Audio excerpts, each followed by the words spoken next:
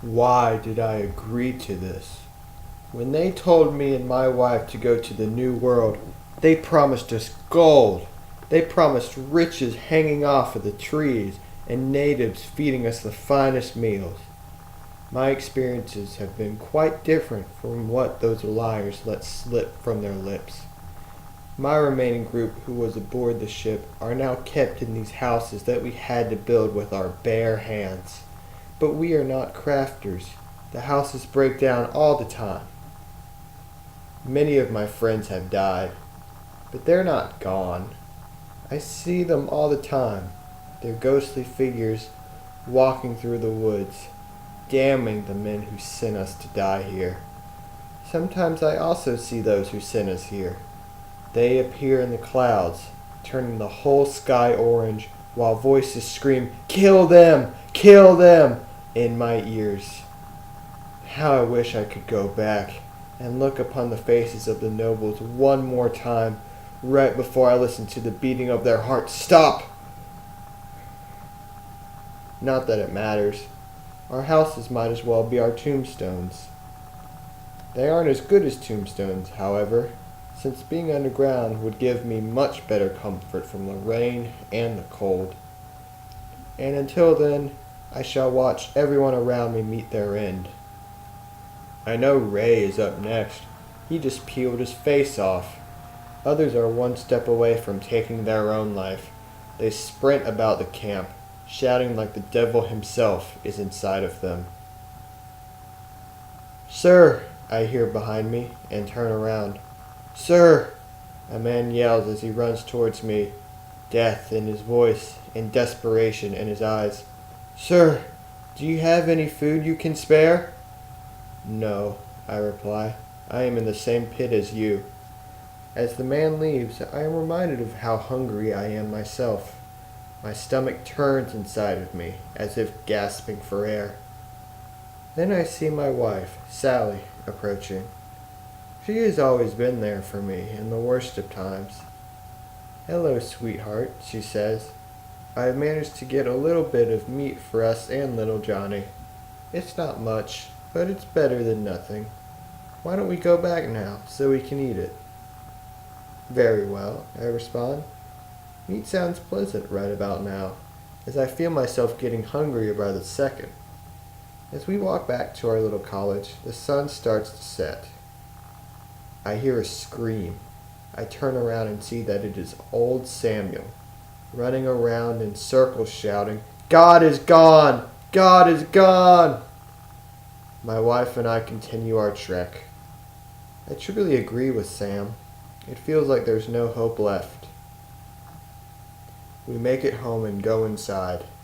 Sally motions to the table. Johnny has already eaten and has gone to bed. "I made plates for us," she says. The plates have little scraps of chicken. I stare at my plate, as it looks more like a plate after you have eaten, when little pieces of food are stuck to the surface, too small to pick up with a fork. I try to look on the bright side and scarf down my scraps. My stomach feels a little quench of relief. Still, it feels like something's missing. I must have more. "All right," Sally says. "I hope you enjoyed your dinner. Captain Smith said he'd go out and try to find more food tomorrow. He might even attempt to trade with Indians. He told us to keep praying, and that we'll be out of this situation shortly." Sally gets up and turns around, heading into the bedroom. I still feel so hungry. So hungry. So hungry. I must have more. I get up and start pacing around. I must have more. What could I do? How could I possibly get more food? No one can find any. Should I eat grass? I start pacing. I notice a knife on the counter. Thoughts start circling my head. I pick up the knife.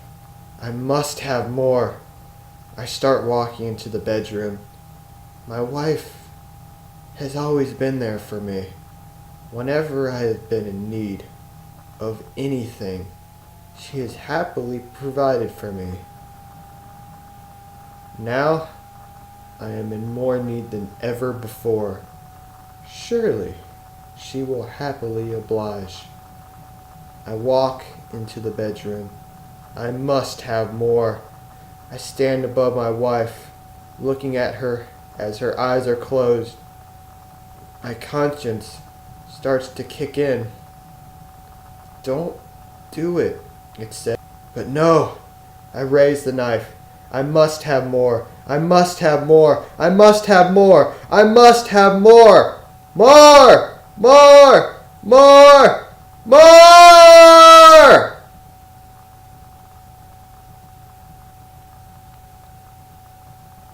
I'll tell you right now that for the time being, my stomach never felt more satisfied. But around that time, I was discovered. The camp police had been told that Daddy killed Mommy, and I could tell they got even more disgusted when they walked into my cottage. That is why I am here now, locked up. I honestly don't see why anyone thinks of me as a monster. I only did what I had to do to survive a little bit longer, and there was no other choice to make. Besides, at least my Sally is free now. They tell me they're going to execute me, and I am glad, as soon I will be able to join her. I only wish I wouldn't have to go in such a painful way as being hung by my thumbs.